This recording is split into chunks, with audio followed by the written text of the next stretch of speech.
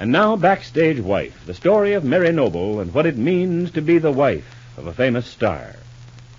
Since the body of Oliver Wilson was found hanging backstage at the Hamilton Theater in New York, where Larry is starring in a play, everyone who was acquainted with this troublesome young man has been under suspicion.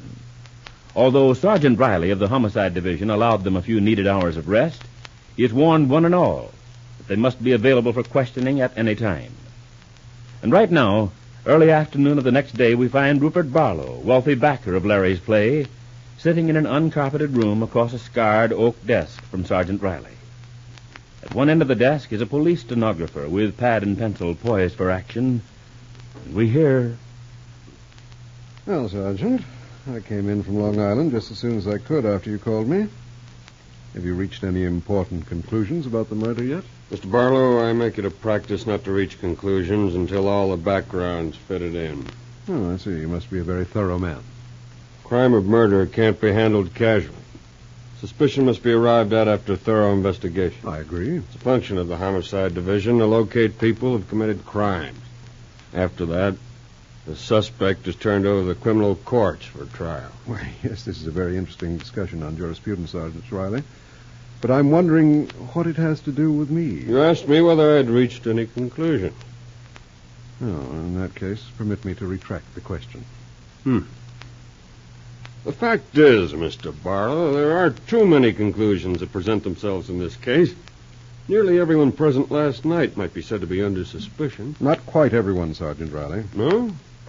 And whom do you believe to be above suspicion? Mrs. Noble. She couldn't by the greatest stretch of the imagination be involved. No, huh? No. And considering the hardship she's faced these past months, even before last night, I hope you'll find it possible to be as easy as you can with her. Well, what do you mean by hardships before last night? Well, I'd prefer not to say any more. Nonsense, man. This is a murder case. This is no time for holding anything back. But I'm sure it's not valuable as evidence. Let me be the judge of that, Mr. Barlow. You made a statement. I want to know what you meant by it. Very well, Sergeant. But please understand that this is very much against my wish. Please go ahead. It's a private matter between Mrs. Noble and her husband. What's the nature of the trouble? Well, Mrs. Noble would hate to have me say anything about it. Well, that's neither here nor there. Will you please continue? All right, since you insist. Mrs. Noble has done everything she could to put on a cheerful face to the world, although her heart has been near the breaking point. Ever since she learned of the attachment of her husband, Larry Noble, for Claudia Vincent, it's been all she could do to bear up under the strain. What about this romantic attachment, Mr. Barlow? Tell me something about the facts, Well, I'm a close friend of the Noble, Sergeant Riley. Yes? I've invested considerable money in this play starring Larry Noble, and I've had plenty of opportunity to observe his actions. Let me say before I continue that I have on several occasions attempted to take the man to task for his unprincipled behavior. But he failed to pay any attention whatsoever. So you feel, do you, that because Larry Noble has succeeded in placing Claudia Vincent in his play, that such an act constitutes a moral crime? Hardly, Sergeant Riley. If it were just a matter of helping an actress to get a break, I wouldn't even mention it. But there's more to this than you may realize. I'm counting on your explanation to set me straight. Larry Noble fell madly in love with Claudia Vincent the first day he met her. Huh? Where was that? At my house on Long Island. Claudia Vincent, I must explain, is an adventuress, pure and simple. She's done her best to involve me in various kinds of blackmail threats. Have you reported these matters to the authorities? No, that wasn't necessary. I felt equal to managing the matter myself. And I was. Until the day the Nobles drove over and met Claudia. On that afternoon, Mrs. Noble saved my life by pushing Claudia off balance when she attempted to shoot me. Now, wait a minute. I realize this sounds melodramatic, Sergeant Riley, but it's perfectly true. And right after that, Larry Noble stepped in and insisted that Claudia Vincent was not at fault. He forced his wife to allow her to stay with them in their small home in Rosehaven, Long Island. As I say, Claudia moved in and stayed there for weeks, the most unwelcome guest you can imagine. Now, doesn't that indicate the extent of Larry Noble's interest in her? Strange situation, all right. Claudia evidently made her acceptance of Larry's ardor contingent on his getting her a role in a big Broadway play. Is this Claudia Vincent, a well-known actress? I don't recall the name, Mr. Barlow. She isn't an actress at all. Yet Larry Noble was so deeply infatuated with her that he badgered his producer, Harold Ramsey, to put Claudia in the lead opposite him. She opened the night Oliver Wilson was murdered. And let me say she was a hopeless washout in the part. Strange. Strange. You'd think the producer of a play would refuse to have his play monkeyed with. You'd think so. But, nevertheless, Larry Noble succeeded. I can only offer as explanation the probability that Ramsey realized Larry was so deeply involved that he'd be worthless in the play if he couldn't have Claudia with him. You can ask Ramsey whether this is true. Thanks, I mean to. Go on, Mr. Barlow. Sergeant, this has just been background. What I'm about to say is going to be more difficult. You've been doing all right so far. You see, all the time Larry was working like mad to give Claudia what she wanted, she was double-crossing him. Somehow she got the idea that this young Oliver Wilson was very rich, so she played up to him, behind Larry's back. Now, you know the rest. The day before the opening, Oliver and Claudia ran away and got married. Claudia was late to the final rehearsal, and Larry was wild.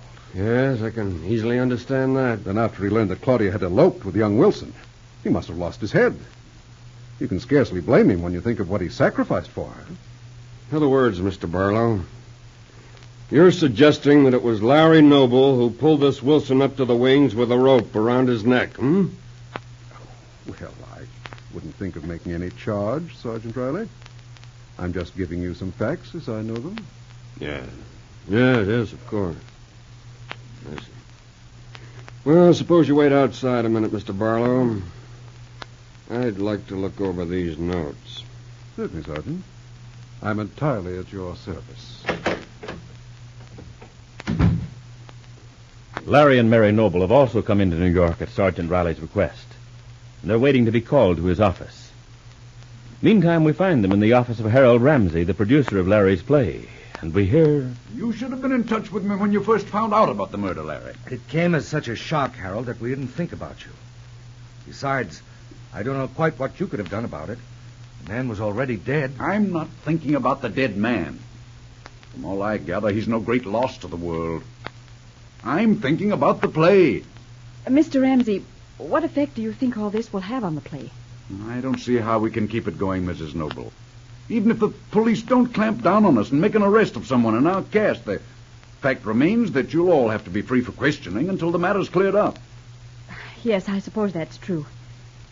But it's possible that Sergeant Riley will find out who killed Oliver Wilson, and then it can all be settled in a short time. I wouldn't count on that, Mary. These things usually take time. Exactly. And time is just what we can't afford. Larry, it was the greatest mistake to ever talk me into putting Claudia Vincent into this play. Yes, so I've been told. So far, everyone has mentioned it to me. Practically all the time, Harold. It's true just the same, Larry. She's the cause of all this trouble. The thing that startled me was to find out that Claudia Vincent and Oliver Wilson had run away to get married. Mrs. Noble, that just shows you what kind of a sense of responsibility she has. We were looking all over New York for her. When she finally showed up for the last important rehearsal, what was her excuse? She said she'd had an attack of nerves. Nerves. Nerves indeed. And all the time she was driving about the country with this young whippersnapper, not giving the play a thought. Oh, it was a dreadful thing to do. Particularly since she knew that Julia Dixon, Rupert Barlow's secretary, was interested in Oliver Wilson at the time. Women like Claudia Vincent don't have any feeling for anyone except themselves. Larry, I wish I'd put my foot down when you suggested her for the part. So do I, Harold. If you had, then I wouldn't have to hear you blame me for everything. I'd be able to talk to someone without having them ask me how I could have been such a blasted fool as to get into this mess. Larry, you certainly can't be held responsible for what Claudia did. It isn't fair. After all, you didn't know that she'd turn out this way. I'd like to shake that woman until her teeth rattle. She's going to ruin our play. What about tonight, Mr. Ramsey? Will Claudia go on and play the lead opposite Larry? If she can manage it, I'll let her blunder through the part. That is, if she isn't arrested for murder in the meantime. Both Mary and Larry are anxious to be as tactful as possible in the presence of Harold Ramsey, the play's producer, knowing what an angry mood he is in. And still they wonder just what will happen to them, how it will all end. Well, be sure to be listening tomorrow to Backstage Wife, the story of Mary Noble and her husband Larry Noble, famous Broadway star.